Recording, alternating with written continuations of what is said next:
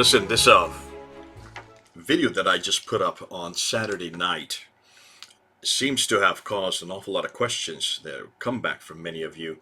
And there is one comeback that seems to be coming up over and over again. That concerns my statement that I made there about the dialects, the dialectical differences in the 7th century.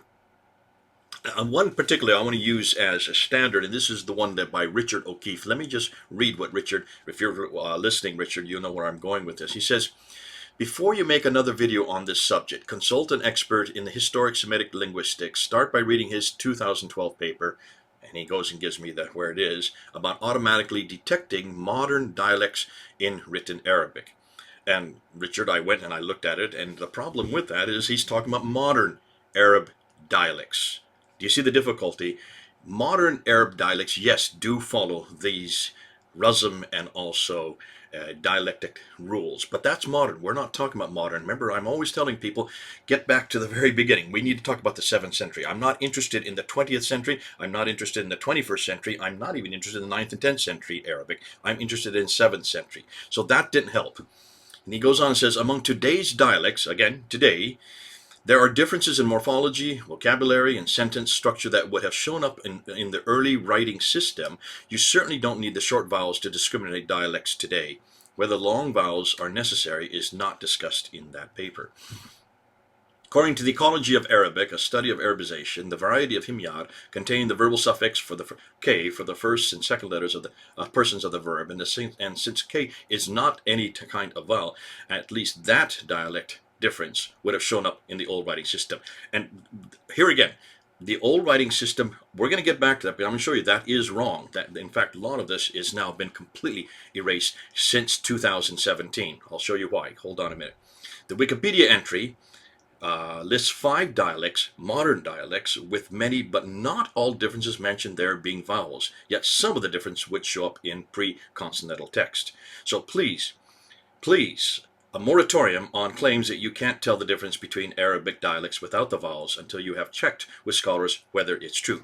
Thanks for that. I'm not a scholar, O'Keefe, in this area, so I wanted to go back to the scholars, and I went to Dr. Mark Durie and his book on this. This is, I don't know if you've got it, you've got to do it. This is part of his doctoral thesis. Dr. Mark Durie is a linguist. He has 2 doctorates, one in linguistics and the other in Islam. So he knows Arabic, especially the Arabic language. Now, what he says, and it's fascinating because he is referring and he quotes Jallad. Jallad, who's a scholar who has gone back to the earliest Arabic dialect that we can come with. He's the first one to actually have written about it in 2015 and also in 2017.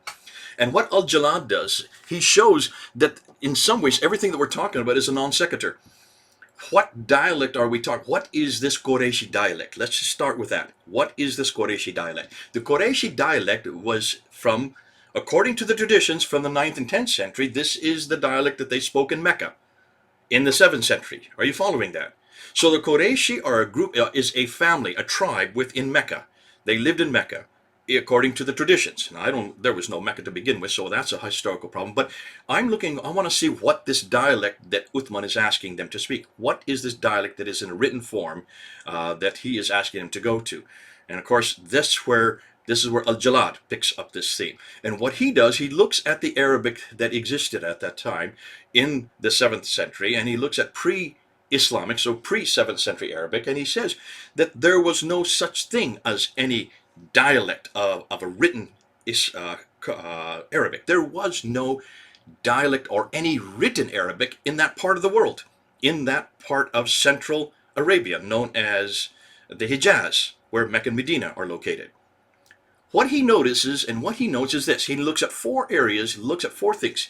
He looks at the final unstressed inflection vowels, the Irab rhyme schemes. Secondly, he looks at what we know as the ta marbutah, which is in Arabic. If you know Arabic, you know what I'm referring to. He looks at the Alif Maqsurah, and then he looks at the definite article, those 4 areas, and he shows that in every case, that which you find in the Quran with those 4 Arabic grammatical, consonantal, and grammatical reference points, in every case, these only existed in what they call the Southern Levant. The Southern Levant includes Israel, includes Palestine, and includes Jordan. So this Arabic that we have in the Quran, the Arabic that you see in the Quran here, was from the northern areas, 600 miles further north. This is from the Southern Levant. This is from Jordan. This is the Nabataean script that amalgamated with the Aramaic to create the Arabic we have today. So this Arabic that we're talking about is not even from Mecca. Let me just show you what his conclusions were. And this is Dr. Mark Durie's conclusions, and this is what he says. The Quran, the 7th century, if it was 7th century, he's not even speculative of that, was composed and first recited in a dialect very close or identical to the variety in which the spelling of the rasm became fixed. This was most likely Nabataean Arabic dialect, that is, the dialect of Palaestina Tertia. The orthography for Arabic is known to have been developed from the Nabataean Aramaic.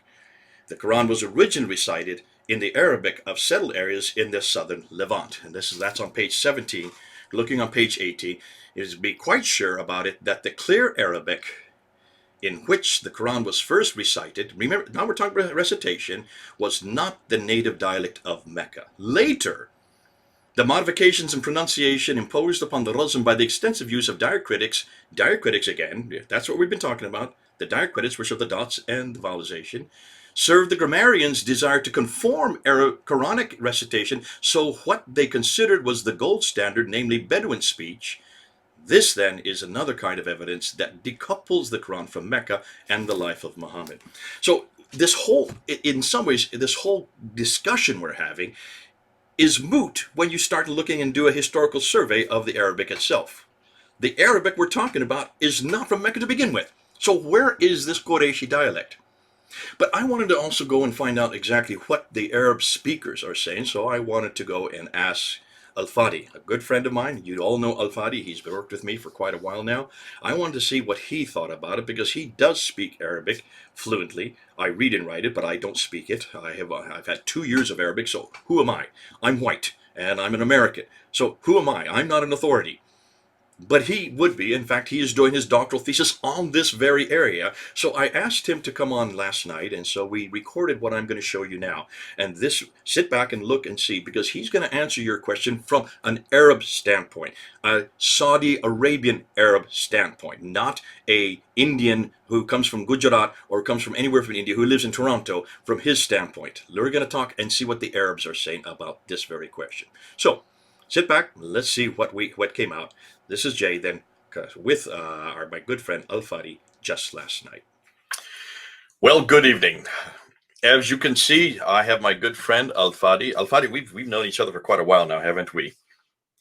Thank God, absolutely. It's so good to have you back on board again. I'm sorry you've had a very busy day. You've preached already twice this morning. You've also done an entire broadcast, and you still have more yet to do tonight. But thanks for coming on, because what I want to do, and you're the Arab expert, and you're the one that understands the way that the Arabic text is written.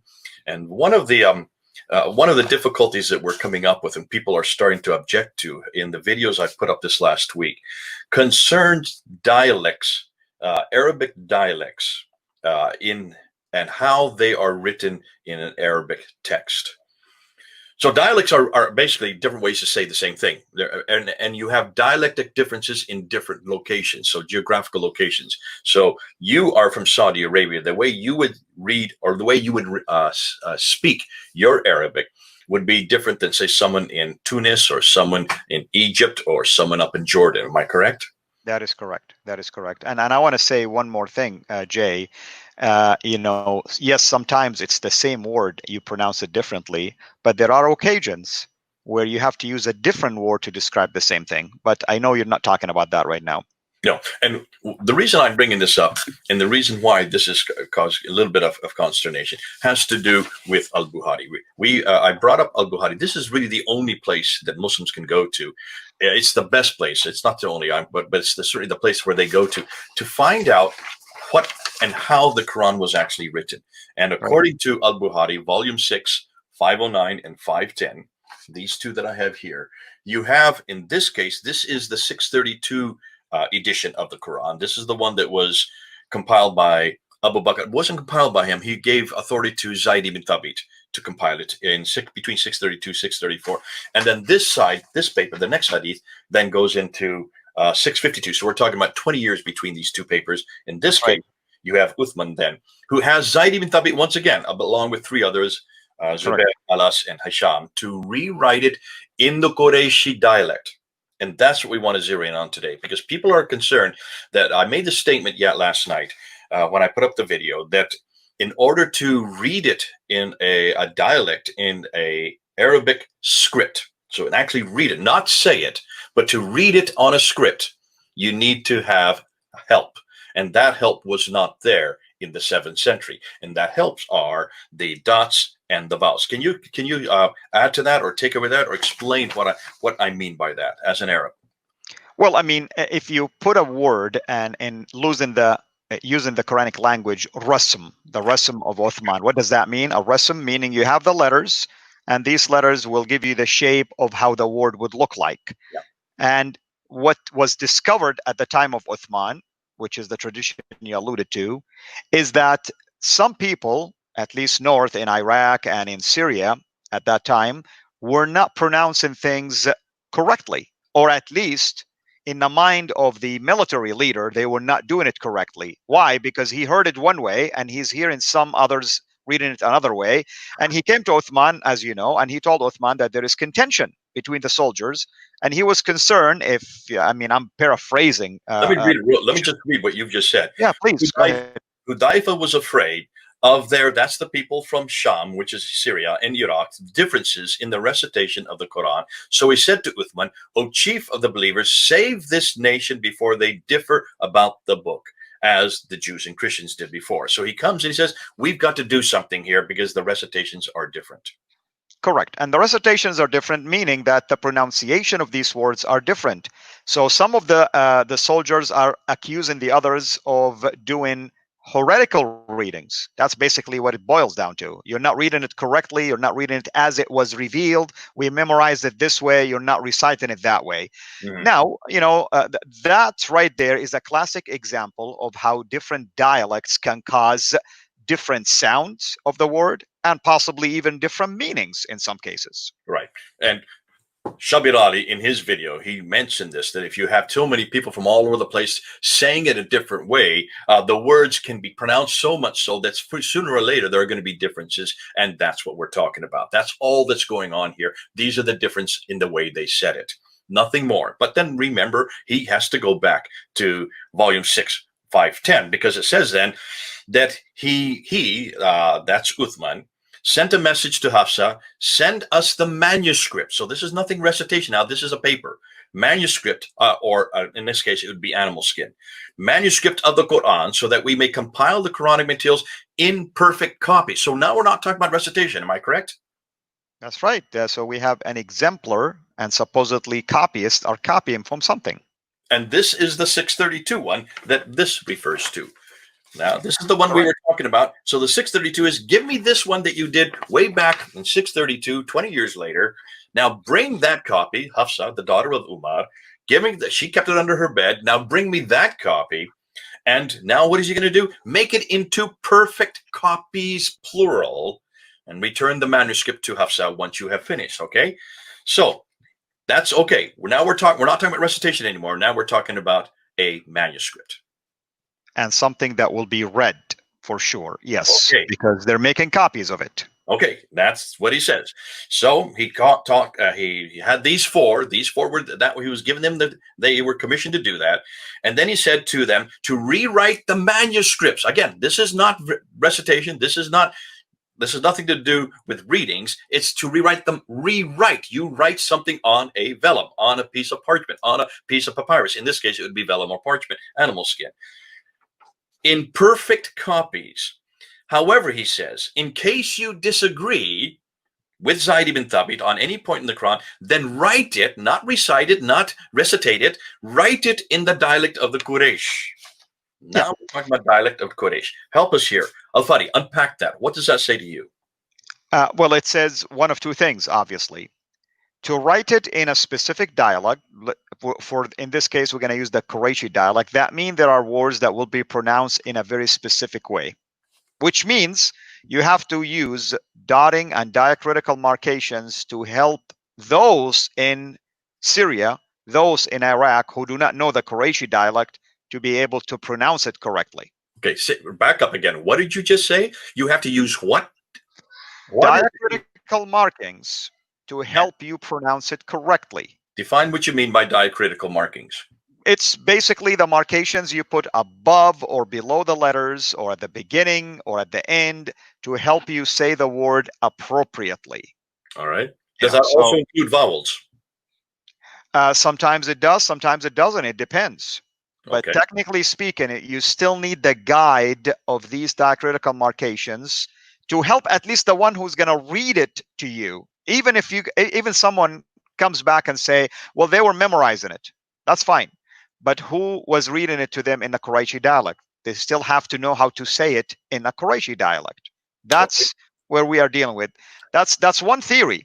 The second theory could be that you write certain words in how the Qurayshi said something about a specific noun or a place or whatever. You use that particular designation for it because that's how the Qurayshis would have said it. Now, we're dealing with a whole different ballgame here, because maybe the people in Iraq wouldn't say the same way, describe the same thing in the exact same word. And we have incidences of this, by the way, that other words are used as a synonym for something, or other words completely different to describe something. But I'm going to try to simplify it and stick just with the way the letters are written. The rasm, the structure is still the same, but you have to pronounce it differently. All right, you need guidance for that. You're becoming an expert in the Sana'a manuscript. This is the area that this is the document. This is the manuscript that you're studying. That's correct. And when you look at the Sana'a manuscript, I'm just going to put a picture of it right here. We're going to put a picture of it. You can see it. Here's a picture of the Sana'a manuscript. Do you see any of those diacritical marks in this manuscript?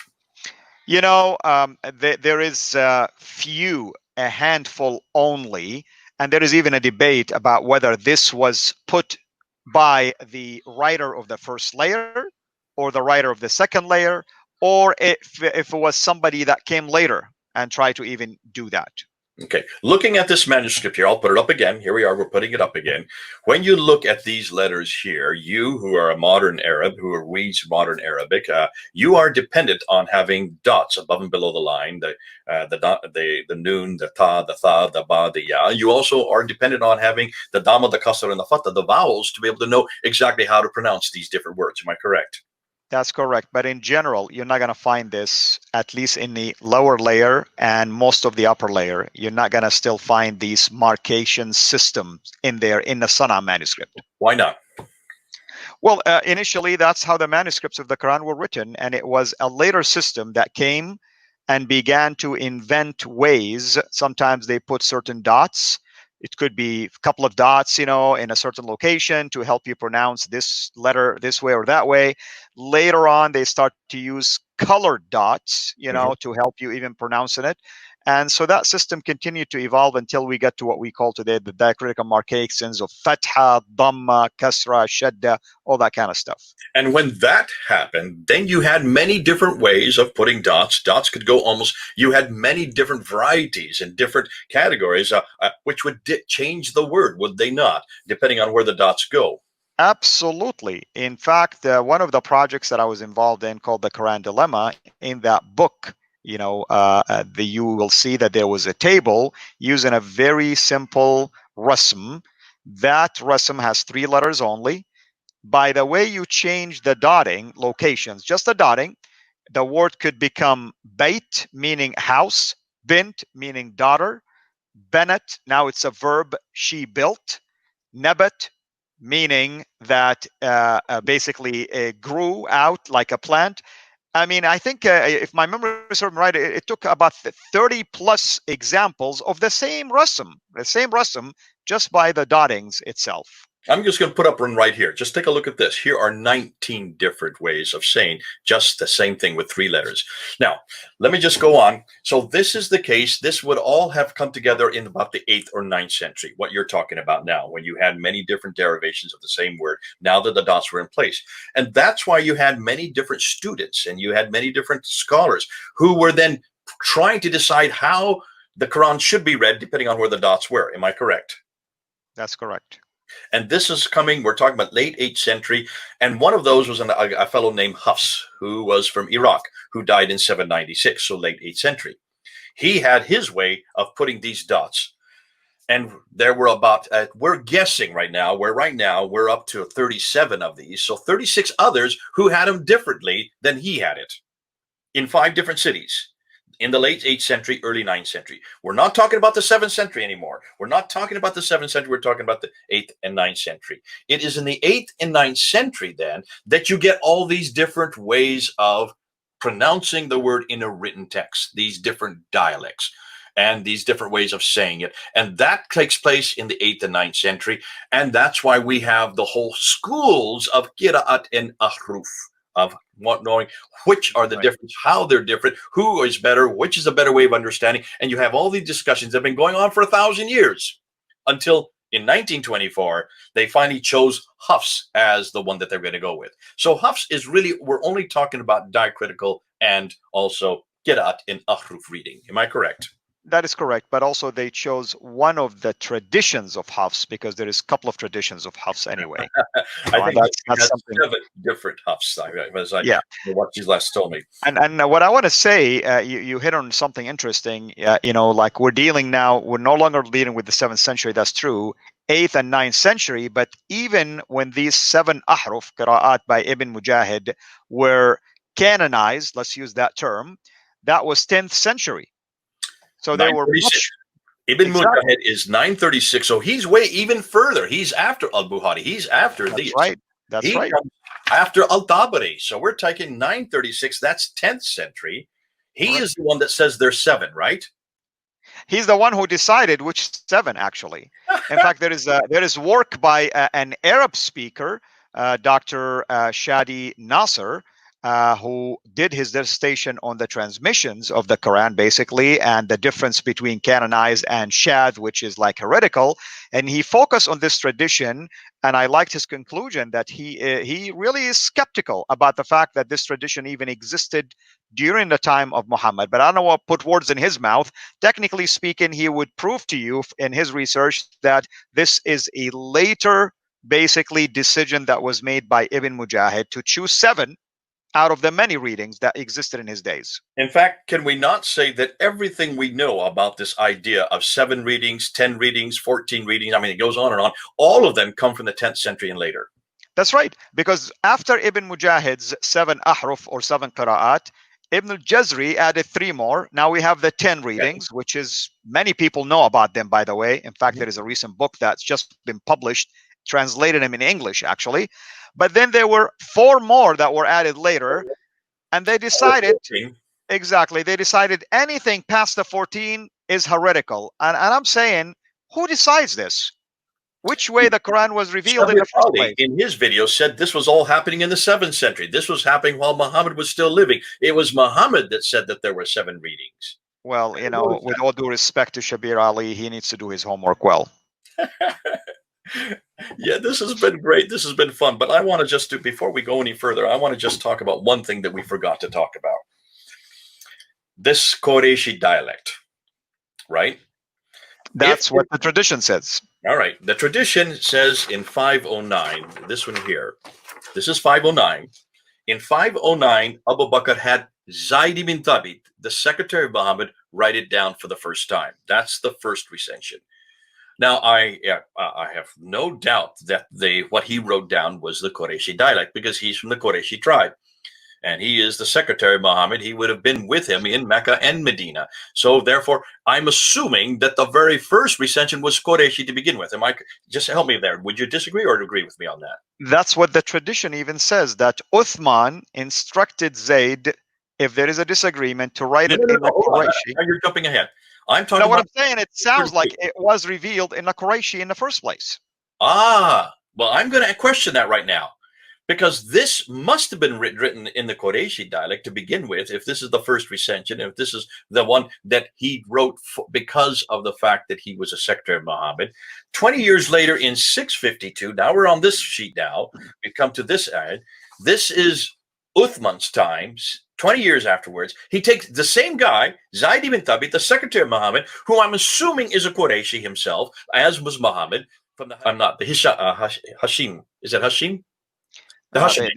He's a oh, Hashim. the tribe, yeah, of Hisham. Yes. Subgroup of the Quraysh was the Beni Hashim. I'm sorry, you're talking about Beni Hashim. Yes. Beni Hashim. So he's in the Beni Hashim tribe. So his secretary, I'm assuming, would be from the same dialect place, because he comes from the same place that Muhammad comes from. So the same guy in both 632 and 652, Uthman then says to him, if you have any disagreement, write it in the Qurayshi dialect. Hold on, wasn't it already written in the Qurayshi dialect? You would think, because that's what Uthman says. His reasoning was, if there is a disagreement, you write it in the Qurayshi, because that's how it was revealed. So right there is a cue here. Uthman is saying it was revealed in the first place in the Qurayshi, which really begs the question. If it was revealed in the Qurayshi, why the need for different readings anyway? Bingo. Thank you so much, Al-Fadi. And can you then understand what I think? Now, this is me speaking. I think this proves once again that this was all coming from the mind of Al-Bukhari. Al-Bukhari in the 9th century, who died in 870, so between 850 and 870, he is the one that's redacting this back to the 7th century. He's redacting it back here to the 7th century, and he's assuming that this was a problem back then. That's why he claimed you must write it in the Qurayshi dialect. Because in the 7th century, when this is all taking place, Al-Bukhari, who's here in the 9th century, knew that this would be a problem in the 9th century. But he wasn't thinking through. There was no way that you could write it in a Qurayshi dialect any different than it had already been written, because you did not have these diacritical marks and you didn't have these vowelizations that early. Are you following me on this? That's true. I mean, it seemed like it was redacted backward to try to prove a point of something that you have later, as if it has a sound origin. And that's where the problem is. I mean, anytime you rely on any hadith of Bukhari, regardless of what the hadith is dealing with, in this case, we're dealing with the transmission of the Quran, you are automatically putting yourself in a tough position, because you have to prove now someone who came 240 years after the time of Muhammad did have eyewitness or have even sound isnad that can prove to him what he has in his hand is truly what the Prophet uttered. And we know from the collection of hadith that Bukhari himself was disturbed by the fact that he collected 660,000. Most of them were actually corrupt, and he settled with 7,000 that even include some repetitions. Okay. Now, Al-Fadi, I don't want to take up any more of your time. You've done us a great favor. But before we go, what I'd like to do is, you've asked that we do this. I'd like to give some examples. I'm going to put up 2 examples of difference between Hafs and other writings, and we're going to look at these and show why this is important. And so, because an awful lot of what we've been saying in the last number of minutes is very technical, and for a lot of people who are watching, they don't understand Arabic. You do. I can read and write it. I don't understand it like to speak it, but you read, write, and speak it, and you come from the same place that the Prophet came from, so you speak from the same dialect. I'm assuming that he would have spoken if this were all true.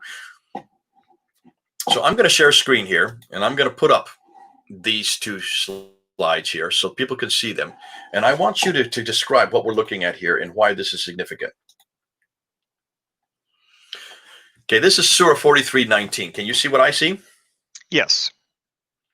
Okay, explain that. Now, on one side is the Hafs, on the other side is the Ra. These are 2 of the 37 that we now have, that Hatu now has in London. So Hafs is the standard one that we use today. Ra is another from another rendition, again, from the late 8th century.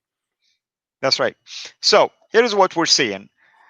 Even though the rasm, the shape of the word, to even a naked eye, somebody who doesn't know Arabic, might look the same, it's the dotting and diacritical markings that will help you now pronounce it correctly, and even the meaning will be appropriate. So here you can see how by adding simple dottings and diacritical markings, the meaning of the whole word changed completely. For instance, in Hafs, the word reads slaves of Allah.